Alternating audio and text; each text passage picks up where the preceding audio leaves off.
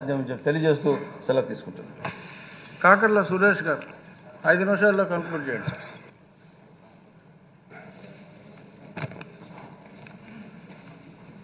ధన్యవాదాలు అధ్యక్ష. గత వైసీపీ పాలనలో పూర్తిగా ఆర్థిక సంక్షోభంలోకి నెట్టబడిన రాష్ట్రాన్ని రాష్ట్ర పునర్నిర్మాణం దిశగా 3,22 కోట్లతో అభివృద్ధి సంక్షేమ ఎజెండాగా బడ్జెట్ కేటాయింపులు మన ప్రభుత్వం చిత్తశుద్ధికి నిదర్శనం.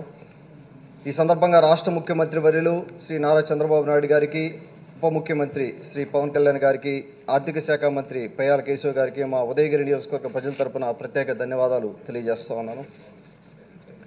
అధ్యక్ష, ఒక చిన్న డౌట్ అధ్యక్ష. ఇక్కడ వైసీపీ శాసనసభ్యులు మనం శాసనసభకి దాదాపుగా 2 లక్షల పైగా ఓటర్లు పార్టిసిపేట్ చేసి ఎలక్షన్ చేస్తే శాసనసభకు వస్తాం. మొదటి నుంచి అబ్జర్వ్ చేస్తుంటే ఇక్కడి నుంచి చిన్నప్పటి నుంచి కూడా అసెంబ్లీ సమావేశాలు చూసాను. ఫస్ట్ టైం ఎమ్మెల్యే నేను. మొదట డే 1 నుంచి కూడా వైసీపీ శాసనసభ్యులు అసెంబ్లీకి వచ్చింది లేదు. వారికి మనం జీతం కూడా తీసుకుంటున్నాం, గవర్నమెంట్ శాలరీ కూడా తీసుకుంటున్నాం. శాసనసభ్యులు అయినందుకు వారికి నిద్ర ఎలా పడుతుందో అర్థం కావట్లేదు అధ్యక్ష. కనీసం ఇంత మంచి బడ్జెట్లో డిస్కషన్కి కూడా రాని సందర్భం. పూర్తిగా ఇది వింతగా అనిపిస్తూ ఉంది మాకు, కొత్తగా శాసనసభ్యులుగా ఎన్నికైన వాళ్ళకి. అలాగే అన్నదాతలకు అండగా ఉండేందుకు వ్యవసాయ అనుబంధ రంగానికి 48,340 కోట్లు కేటాయించి వ్యవసాయ రంగాన్ని లాభసాటి చేయడం మన ప్రభుత్వ ఉద్దేశం అధ్యక్ష. ఒక పెద్ద ఆయన నన్ను అడగడం జరిగింది, మాకు 2-3 ఎకరాలు పొలం ఉంటే ఆయనకి ఒక చెరువు ఉంది, ఆ చెరువులో వర్షాభావం ద్వారా నీళ్లు వస్తే ఆ నీళ్లతోనే వాళ్ళు పొలం పండించుకొని బతకాల్సిన పరిస్థితి. గత 5 ఏళ్లుగా కూడా వైసీపీ ప్రభుత్వం ఎక్కడా కూడా ఆ చెరువు నుంచి వచ్చిన సబ్ కెనాల్స్ని క్లీన్ చేయకుండా కనీసం నీళ్ళు వెళ్ళిన సందర్భం, లేకపోతే 5 ఏళ్ళు కూడా మొత్తం పొలం ఎండగట్టుకొని ఉండాల్సిన పరిస్థితి. ఆ పరిస్థితిలో నుంచి వ్యవసాయ రంగానికి 48,000 కోట్ల బడ్జెట్ ఇచ్చి మనం న్యాయం చేయబోతా ఉన్నాం. అలాగే గత బడ్జెట్తో పోలిస్తే మన ప్రభుత్వ సంక్షేమానికి అధిక ప్రాధాన్యత ఇచ్చింది. బీసీ సంక్షేమం కానీ, ఎస్సీ సంక్షేమం కానీ, ఎస్టీ సంక్షేమానికి కానీ, మైనారిటీ సంక్షేమానికి కానీ. అలాగే తల్లికి వందనం పథకం ఒకటి 15,000 రూపాయలు అందరి పిల్లలకి ఇవ్వడం. అలాగే అన్నదాత సుఖీభవ కానీ, దీపం పథకం కానీ. దీపం పథకం గౌరవ ముఖ్యమంత్రి వర్యులు 1999లో వారు స్టార్ట్ చేసింది. ఆడబిడ్డలు కట్టెల పొయ్యిలో వంట చేస్తున్నప్పుడు ఆ రోజున ఆయన స్టార్ట్ చేసింది. అలాగే పెన్షన్స్కి కానీ, అలాగే కుల వృత్తులకి పెద్దపీట వేశారు మన బడ్జెట్లో. చేనేత అవ్వచ్చు 450 కోట్లు ఫ్రీ కరెంట్ అవ్వచ్చు. అలాగే చేనేత మగ్గాలకి 200 యూనిట్లు అవ్వచ్చు. అలాగే మరమగ్గాలకి 500 యూనిట్లు అవ్వచ్చు. ఈ కుల వృత్తులకి ఇచ్చిన బడ్జెట్లో చూస్తూ ఉంటే మనం ఎలాగైనా ప్రపంచంలో ఏ దేశం చూసినా కూడా స్మాల్ బిజినెస్లు ఎన్ని డెవలప్ అయితే ఆ విధంగా అభివృద్ధి చెందే విధంగా మనం ఈ బడ్జెట్ని చూడాల్సిన అవసరం ఉంది. ఈ రోజున రాబోయే రోజుల్లో కూడా స్మాల్ బిజినెస్ని ఎంటర్టైన్ చేసే విధంగా, ఎంకరేజ్ చేసే విధంగా మరికొంత బడ్జెట్ ఇవ్వాల్సిన అవసరం ఉందని నేను అభిప్రాయపడతా ఉన్నాను అధ్యక్ష.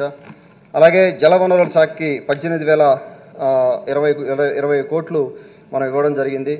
ఈ జలవనరుల శాఖకి ఇచ్చిన బడ్జెట్లో మన సోమశిల ప్రాజెక్టుకి కానీ, సోమశిల హైకెనాల్కి కానీ, వెలుగొండ ప్రాజెక్టు కానీ తగిన న్యాయం జరుగుతుందని నేను ఆశాభావం వ్యక్తం చేస్తూ ఉన్నాను.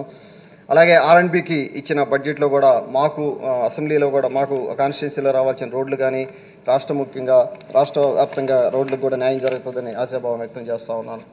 అలాగే పంచాయతీరాజ్లో పూర్తిగా దాదాపుగా 140 పంచాయతీరాజ్ అసెంబ్లీలో ఎగ్జాంపుల్. ఆ పంచాయతీలన్నింటినీ కూడా పూర్తిగా భ్రష్టు పట్టించిన పరిస్థితి గత 5 సంవత్సరాల్లో.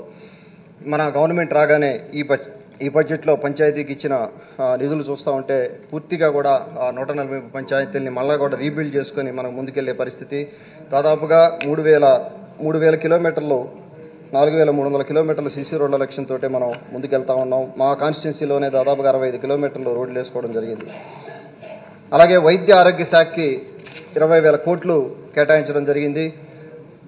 ముఖ్యంగా వైద్య ఆరోగ్య శాఖలో సిహెచ్సి, పిహెచ్సి డెవలప్మెంట్ సెంటర్స్ని డెవలప్ చేసుకునేదానికి, అక్కడున్న ఎమర్జెన్సీ వ్యవస్థల్ని పెంచుకునేదానికి, అలాగే ప్రివెంటివ్ హెల్త్ కేర్ మీద ఎంత మనం దృష్టి పెడితే అంత హెల్త్ కేర్ కాస్ట్ ప్రతి ఫ్యామిలీకి తగ్గించిన వాళ్ళు అవుతాము. ఆ విధంగా బడ్జెట్లో దీనికి పెద్దపీట వేయడం జరిగింది. అలాగే క్రీడలకు కూడా 152 కోట్లు కేటాయించడం జరిగింది. క్రీడా వికాస్ కేంద్రాలు స్టార్ట్ చేసేదానికి అలాగే విద్యాశాఖకి జీవో 117 రద్దు చేసి దానికి ఆల్టర్నేటివ్గా నారా లోకేష్ గారు ఒక ప్లాన్ రెడీ చేస్తూ ఉన్నారు. మోడల్ ప్రైమరీ స్కూల్ అవ్వచ్చు. అలాగే వారు అబ్జర్వ్ చేసింది ఒక్క టీచరు దాదాపుగా 1 నుంచి 5 గ్రేడ్ల వరకు చేయడం జరుగుతూ ఉంది. అది కూడా గాడిలో పెట్టేదానికి ఈ బడ్జెట్లో నుంచి నిధులు కేటాయిస్తూ ఉన్నారు. దాదాపుగా 10.8% విద్యాశాఖకి.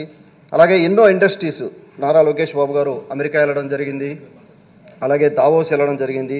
ప్రతి చోటకి వెళ్ళి ఎన్నో ఇండస్ట్రీస్ తీసుకురావడం జరుగుతూ ఉంది. వాటి ద్వారా దాదాపుగా 4 లక్షల పైగా మనం ఎంప్లాయ్మెంట్ జనరేట్ చేసుకోవడం జరుగుతూ ఉంది. ఒకటి అధ్యక్ష, ఒక్క చిన్న విషయం చెప్పి ముగిస్తాను. బాబు గారు పూర్ట్ రీచ్ కార్యక్రమం